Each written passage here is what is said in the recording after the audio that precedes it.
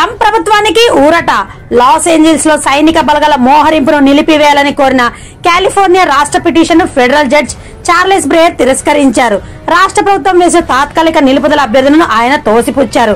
సుమారు 4000 national guards, 700 మెరైన్లను మోహరించేందుకు ట్రంప్ ప్రభుత్వం తీసుకున్న నిర్ణయాన్ని సవాల్ చేస్తూ governor Gavin Newsom, attorney general రాంబోటా అత్యవసర పిటిషన్ ను దాఖలు చేశారు. అయితే ఇది చట్టబద్దంగా నిరాధారమని కేంద్రం వాదించింది. కాలిఫోర్నియా వాదన ప్రకారం ఈ మోహరింపు పోసీ కమిటాటస్ చట్టానికి వ్యతిరేకంగా ఉందని, ఇది రాష్ట్ర అధికారానికి హాని చేస్తుందని పేర్కొంది.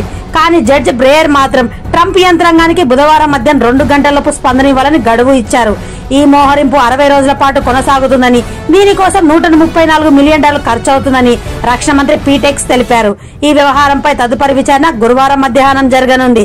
తాత్కాలిక ఉత్తర్వును తిరస్కరించిన సైనిక మోహరింపు రాజ్యాంగ భద్రతపై అసలు దావా కొనసాగుతుందని, అవసరమైతే కాలిఫోర్నియా రాష్ట్ర అప్పీలు కోర్టుకు వెళ్లే అవకాశం ఉన్నట్లు సమాచారం.